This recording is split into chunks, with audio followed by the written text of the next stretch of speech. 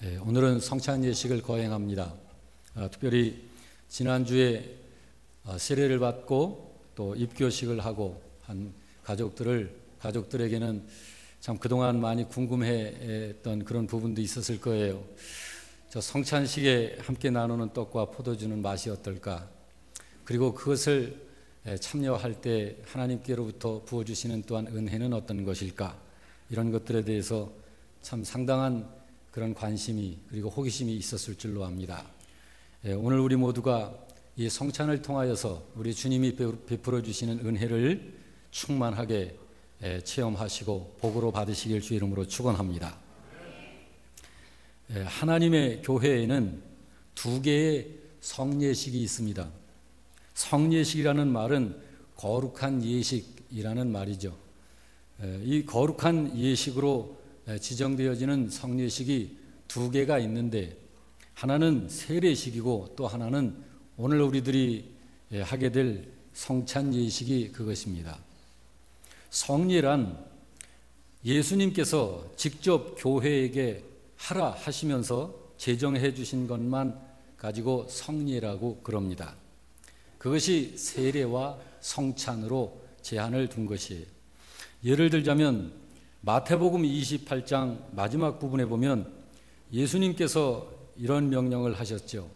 세계 만방에 나가서 모든 사람을 제자로 삼아 아버지의 이름과 아들의 이름과 성령의 이름으로 세례를 주라 하신 것이 그것이고, 고린도전서 오늘 본문의 말씀 중에 우리 주께서 직접 제자들에게 성찬을 제정하시고 성찬을 베푸시면서 명하시기를 이것을 행하라 라고 하신 것입니다. 주께서 하라고 하신 것이 성경을 통해서 볼 때 어찌 세례와 성찬뿐이었겠습니까마는, 특별히 세례와 성찬이 성예로 지정이 된 것은 그것이 갖고 있는 효력 때문에 그렇습니다. 예수님께서 하신 말씀의 내용과 그리고 또 그때 행하신 일이 믿음을 따라 순종하여 행하게 되는 성예로 인해서 신비한 은혜의 효력이 지속이 되기 때문에 성예로 지정을 하신 것입니다. 보통 우리가 성예를 이해하고자 할 때에는 그 의미적으로 볼 적에 그냥 단어상으로 해석해서 거룩한 예식이다 이렇게 생각을 할 수가 있지만, 성예라는 이 자체는 사실 그런 의미보다는 다른 의미를 더 가지고 있는 그런 의식인 것입니다. 성예라는 이 자체 속에는 담고 있는 그 의미가 몇 가지가 있는데, 공탁금이라고 하는 의미가 있고, 속전 또는 서약이라고 하는 비가시적인 뜻을 가지고 있는 것이 이 성예입니다. 그렇지만 그 비가시적인 것을 우리의 눈으로 볼 때에는 하나의 예식으로 거행이 되는 것이기 때문에 성예라고 하는 말을 사용을 하는 것이에요. 그러니까 성예라고 하는 것이 그냥 거룩한 예식이라고 하는 그런 정도가 아니라 성예 속에는 하나님의 은혜에 의한 신비한 효과가 함께하는 것이에요. 그러니까 그냥 기념 수준이 아니고 그냥 성예를 한번 해본다 하는 그런 수준이 아닌 것입니다. 성예를 더 분명히 이해할 수 있기 위해서는 이 성예와 말씀과의 관계를 알아야 합니다. 하나님께서는 사람으로 하여금 구원이라는 큰 은혜를 받게 하시려고 말씀을 주셨죠. 이 말씀을 특별 계시라고 그럽니다. 그리고 하나님께서 주신 그 특별 계시를 기록해 놓은 것이 바로 우리가 늘 자주 살펴보는 이 성경이라고 하는 거예요. 하나님께서는 이 특별 계시를 수단으로 해서 구원의 깊은 내용을 알려주셨죠. 그렇기 때문에 하나님의 말씀은 우리들에게 하나님의 크신 사랑과 구원의 경륜을 늘 가르쳐주고 있는 거예요.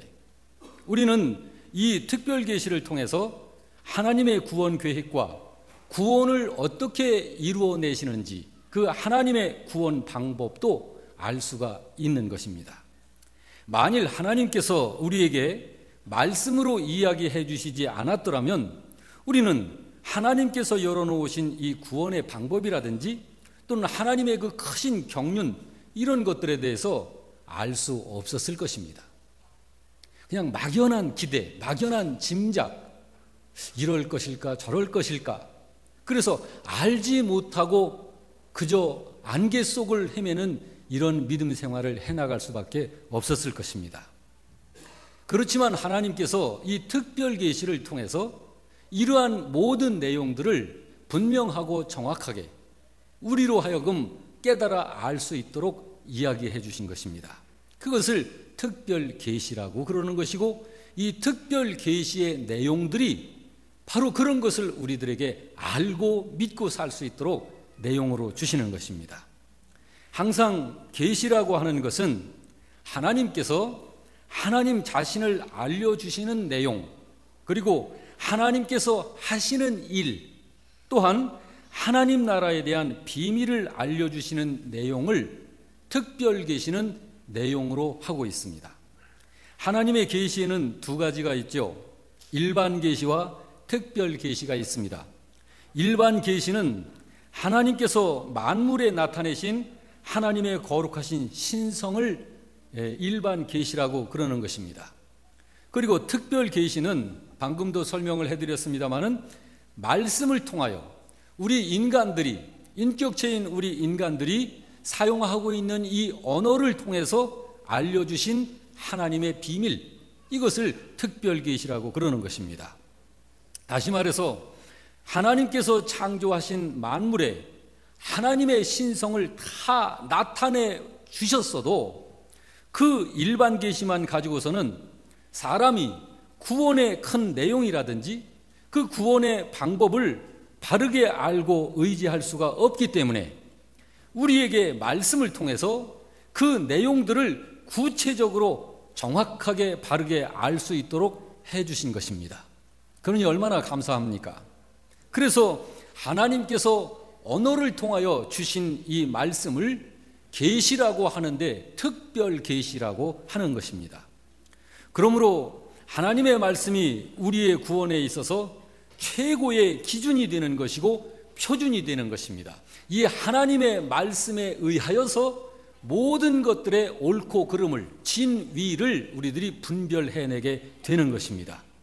하나님의 말씀 그 외에 그 어떤 것으로도 표준이 된다거나 기준이 될 수는 없는 것입니다. 내가 예수를 믿고 있어도 하나님의 말씀이 아닌 내가 생각한 나의 생각 속에 밀려 들어온 어떤 아주 수준 높은 생각이라든지 또는 내가 원하지는 않았지만 나도 모르게 하게 되어진 어떤 신비한 사실적 환상 또는 체험, 이런 것들이 충만하다 할지라도 그런 것들이 우리들의 이 모든 진리, 그리고 세상과 우주와 그리고 하나님의 구원의 비밀과 경륜과 하나님께서 행하시는 모든 일들에 대한 표준과 기준이 될 수는 없는 것입니다. 오직 하나님의 말씀만이, 이 특별 계시만이 표준이 되고 기준이 되는 것입니다. 그래서 사람이 하나님의 특별 계시인 말씀을 통하여서 비로소 하나님도 어떤 분이신지를 알게 되는 것인데, 하나님이 주신 그 말씀이 단지 하나님을 알게 되는 수단이라는 그런 수준 정도가 아니라 하나님께서는 하나님이 주신 계시의 말씀을, 하나님이 주신 계시의 말씀을 우리의 육안으로 볼 수 있게 하셨고 또 우리들의 육신의 귀로 들을 수 있게 하신 거예요. 여러분, 이것이 신비한 기적인 것입니다.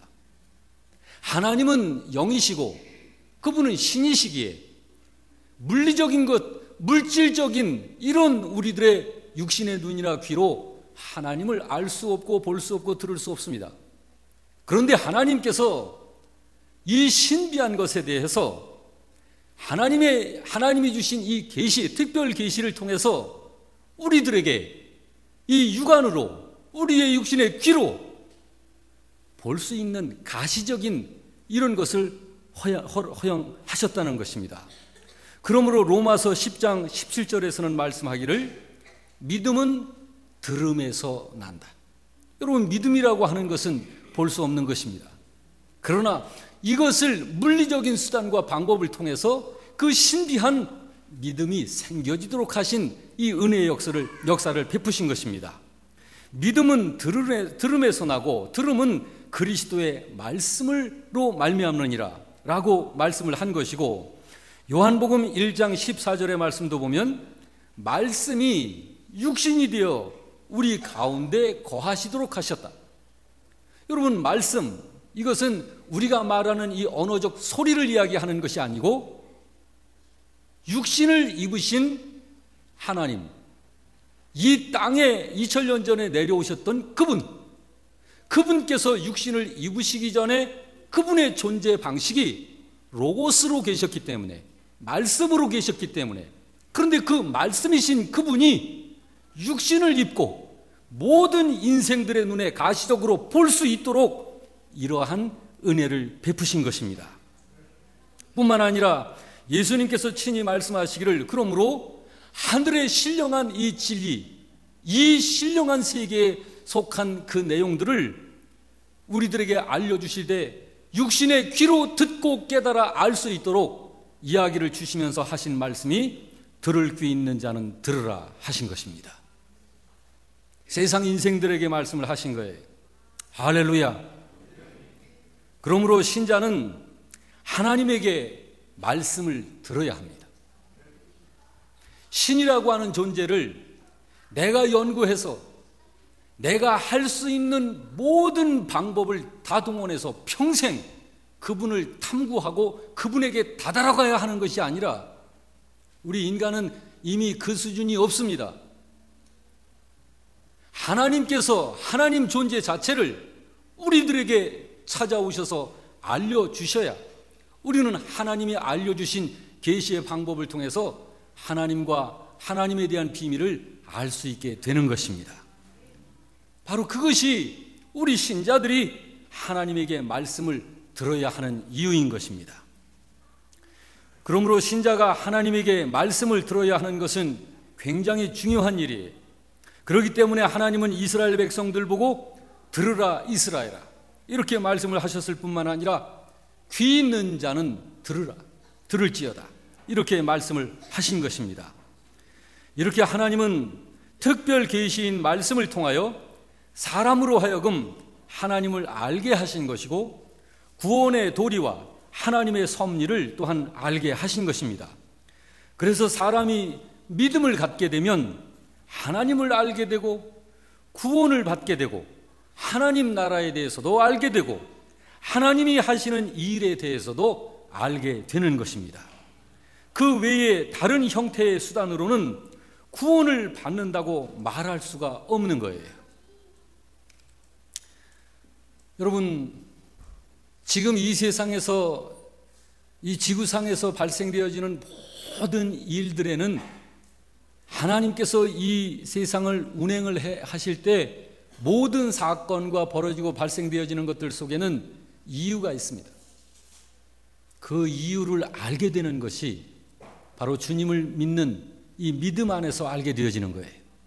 그러나 이 계시의 말씀을 통하여 하나님을 인정하지 않는 사람들에게는 모든 사건이 다 그냥 사건일 뿐 이 사건의 이유를 모르는 거예요.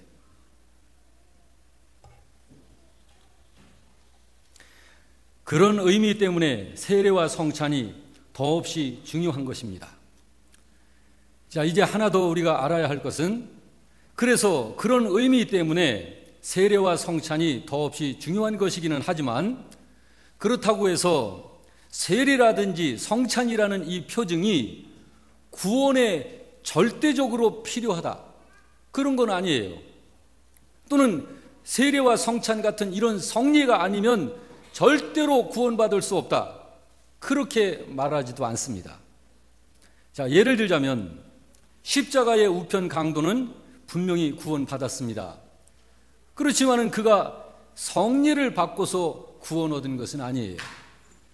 그가 구원받았다고 하는 것은 예수님의 말씀에 의해서 그가 죄를 용서함 받고 또 구원을 받게 된 거예요. 구원받은 십자가의 그 우편 강도가 세례를 받았다든지 성찬에 한 번이라도 참여를 했다든지 그런 적은 없었습니다. 그러므로 이제 우리 신자들이 인식을 해야 할 것은 성례라고 하는 것은 하나님께서 이미 하나님의 백성이 된 성도들에게만 특별한 증표로 내린 것이다. 그러므로 이것은 진정한 믿음을 가진 신자들만 행하는 것이에요. 모든 인류에게 보편적으로 내리신 것이 아니라는 사실입니다. 이 성례라고 하는 것이. 다시 말해서 하나님의 말씀은 말씀, 성경인 이 하나님의 특별 계시, 이 말씀은 전 세계 인류에게 보편적으로 내리셔서 누구나 들을 수 있도록 하신 거예요. 그렇지만 세례와 성찬 같은 이런 성례는 하나님이 이미 구원시키신 하나님의 백성들에게만 내리신 독특한 증표인 것이에요. 할렐루야. 그렇게 차이가 있는 거예요. 자, 그러면 그런 것이라면 성례를 행하는 것은 왜 꼭 필요할까 하는 거죠. 뭐 구원의 절대적인 것도 아니고 이걸 해야만 구원에 다다른다 뭐 그런 것도 아닌데 성례를 하는 것은 왜 필요한 걸까? 다시 말하지만 성례는 죄인의 구원에 절대로 필요한 것은 아닙니다. 그러나 그것은 거룩하신 하나님께서 내리신 명령으로서 우리들에게는 의무적인 거예요. 구원받은 하나님의 백성들에게는 의무적인 것입니다. 그러므로 고의로 성례를 태만히 한다든지 소홀히 한다든지 하면 영적 빈곤 상태에 빠지는 거예요. 또한 파괴적인 경향을 갖게 되는 것입니다. 다시 말해서 신자가 성례를 태만히 하거나 소홀히 한다는 것은 고의적으로 완고하게 하나님께 불순종하는 것으로서 그것은 타락으로 빠져들어가는 길이 되는 것입니다. 성례가 바로 그런 것이에요. 어째서 성례가 구원에 절대적으로 필요한 것은 아닐까? 좀 더 이것을 좀 살펴보면 세 가지로 좀 이야기를 드리면, 첫째는 주님께서 어떤 외형의 행사라든지 어떤 의식 그런 것에다가 사람이 구원받고 못 받는 것을 거기다가 메어놓지 않으셨어요. 은혜의 시대에는 외형적인 형식 하나를 지키고 안 지키고 하는 데 따라서 구원이 왔다 갔다 하는, 그렇게 하도록 하나님께서는 하지 않으셨다는 것입니다. 그것이 첫 번째 이유고, 두 번째는 성경은 구원의 방법적인 조건으로 오직 믿음만을 말씀하셨지 성례를 이야기하시지는 않으셨습니다. 사람이 구원받는 것은 오직 믿음으로 구원받는 것입니다.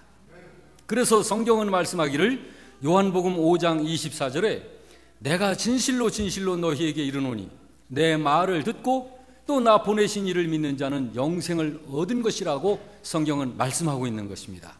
요한복음 3장 36절도 말씀하고 있죠. 아들을 믿는 자에게는 영생이 있고 사도행전 16장 32절에서는 그래서 사람들에게 성경은 외칩니다. 주 예수를 믿으라. 그리하면 네가 구원을 받으리라. 이 구원에 대해서는 오직 믿음만을 말씀하고 있는 것입니다. 이것이 두 번째 이유고, 마지막 세 번째 이유는 성례는 믿음을 일으켜주지 못하는 거예요. 하나님의 말씀은 듣는 자가 이 말씀을 들을 적에 들음으로 이 믿음이 생산이 되는데, 이 성례를 아무리 행해도 없는 믿음이 생산되어지는 것이 아니에요. 전혀 믿음이 없는 사람이 이 성례에 참여한다고 해서 그것 때문에 믿음이 생기지는 않는 것입니다. 성례는 그러므로 믿음이 있다는 전제 하에서 시행을 하는 거예요. 그러므로 이 성례는 구원받은 하나님의 자녀들만이 행하는 것입니다. 이미 말씀드린 바와 같이 성경에서는 성례라는 것이 구원에 절대로 필요한 것이라고 이야기하지 않습니다. 그렇지만 성례가 우리들에게 주는 독특한 은혜가 있어요. 그게 뭐냐면 여러분과 저에게 주시는 독특한 은혜가 믿음의 보강입니다. 믿음의 보강. 다시 말해서 성례는 내 안에 이미 있는 믿음을 더 힘있게 하고 강하게 하고 더 튼튼하게 하는 신비한 은혜가 이 성례의 믿음으로 참여하는 신자들에게 하나님께서 내려주시는 거예요. 바로 이것이 성례가 주는 은혜인 것입니다. 여러분, 우리의 구원에 있어서 가장 기본이 되는 것이 뭐죠? 믿음입니다. 어떤 믿음? 복음의 사실에 대한 믿음, 복음에 대한 사실을 믿는 믿음이죠. 바로 그것을 더 명료하게 하고 우리들에게 힘을 주어서 믿음을 튼튼하게 만들어주는 역사를 일으켜내도록 하신 것이 이 성례의 은혜인 것입니다. 그러면 단순히 떡을 먹고 포도주를 마신다고 해서 그런 은혜가 발생할까요? 그런 것은 아니에요. 그 은혜는 성례식에 참여하는 신자가 그리스도께서 임재하여 계시는 이 자리에서 이 성례를 진정한 믿음으로 받을 적에 주께서 성령님으로 그런 은혜를 내리시는 것입니다. 이해가 좀 되시나요? 예.